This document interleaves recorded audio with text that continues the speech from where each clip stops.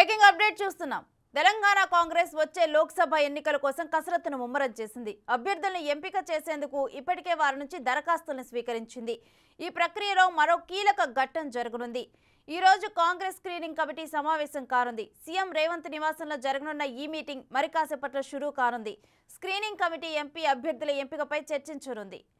అక్కడ అభ్యర్థులను స్క్రీనింగ్ చేసిన తర్వాత ఢిల్లీలోని అధిష్టానానికి జాబితా పంపించనున్నారు. ఇక ఆ తర్వాత అక్కడి నుంచి తుది అభ్యర్థుల ఖరారు కానున్నారు.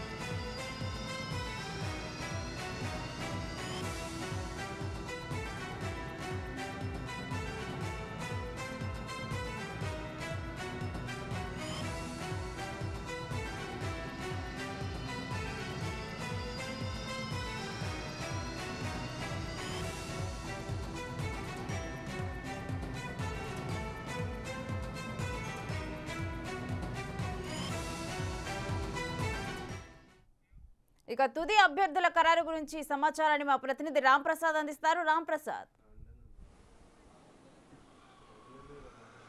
రేణుశ్రీ, మనం ప్రస్తుతం హైదరాబాద్లో ఉన్నటువంటి జూబ్లీ హిల్స్లో సీఎం రేవంత్ రెడ్డి నివాసంలో అయితే తెలంగాణ ప్రదేశ్ కమిటీకి సంబంధించి Telangana Pradesh committee political election కమిటీకి సంబంధించినటువంటి స్క్రీనింగ్ ప్రక్రియ మరికొద్దిసేపట్లో ప్రారంభం కానుంది. ఈ యొక్క స్క్రీనింగ్ సమావేశంలో అయితే రాష్ట్రానికి సంబంధించినటువంటి సీనియర్ నాయకులందరూ కూడా పాల్గొని రానున్న లోక్సభ ఎన్నికలకు సంబంధించినటువంటి అభ్యర్థుల ఎంపిక ప్రక్రియపై అయితే స్క్రీనింగ్ నిర్వహించనున్నారు. ఈ యొక్క స్క్రీనింగ్ కమిటీలో రాష్ట్ర ముఖ్యమంత్రితో పాటు మంత్రులు, అదేవిధంగా పీసీ సభ్యులందరూ కూడా, ప్రదేశ్ ఎలక్షన్ కమిటీ సభ్యులందరూ కూడా హాజరయ్యి రానున్న పార్లమెంట్ ఎన్నికల్లో తెలంగాణ రాష్ట్ర వ్యాప్తంగా ఉన్నటువంటి 17 పార్లమెంటు నియోజకవర్గాలకు సంబంధించి అభ్యర్థుల ఎంపికపై అయితే కసరత్తు చేస్తూ ఉంది. దానికి సంబంధించి ఈరోజు ప్రక్రియను ప్రారంభించిందని చెప్పవచ్చు. ఇప్పటికే మనం చూడవచ్చు, కాంగ్రెస్ పార్టీకి సంబంధించినటువంటి సీనియర్ నాయకులందరూ కూడా ఒక్కొక్కరుగా అయితే సీఎం రేవంత్ రెడ్డి నివాసానికి చేరుకుంటా ఉన్నారు. మనం విజువల్ ద్వారా కూడా చూడవచ్చు.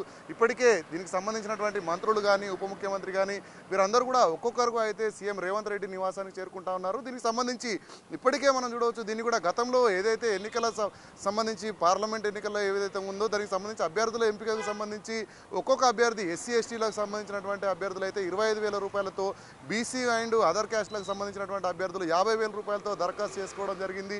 ప్రతి నియోజకవర్గం నుంచి కూడా చాలామంది అభ్యర్థులు దరఖాస్తు చేసుకునే నేపథ్యంలో ఈరోజు జరిగినటువంటి యొక్క స్క్రీనింగ్ కమిటీ సమావేశంలో ప్రతి పార్లమెంట్ నియోజకవర్గం నుంచి 3 అభ్యర్థులను అయితే ఎంపిక చేసి ఈ యొక్క నివేదిక ఏదైతే ఉందో తెలంగాణ ప్రదేశ్ స్క్రీనింగ్ కమిటీ వాళ్ళు దీన్ని అయితే ఢిల్లీలో ఉన్నటువంటి సెంట్రల్ ఎలక్షన్ కమిటీ కాంగ్రెస్ పార్టీకి అయితే పంపించనున్నారు. అనంతరం అక్కడ సిఈసిలో నిర్ణయించబడిన అనంతరం ఏఐసిసి ద్వారా అయితే అభ్యర్థుల ప్రకటన జరగనుంది. మనం చూడవచ్చు, ఇప్పటికే మార్చి 2వ వారంలో లోక్సభ ఎన్నికలకు సంబంధించినటువంటి నోటిఫికేషన్ రానున్న నేపథ్యంలో ఈరోజు మార్చి 1వ తేదీ కావడంతో ఈ యొక్క కాంగ్రెస్ పార్టీ అయితే అభ్యర్థుల ఎంపికపై కసరత్తు ప్రారంభించిందని చెప్పవచ్చు. Renusri. Right, thank you Ramprasad.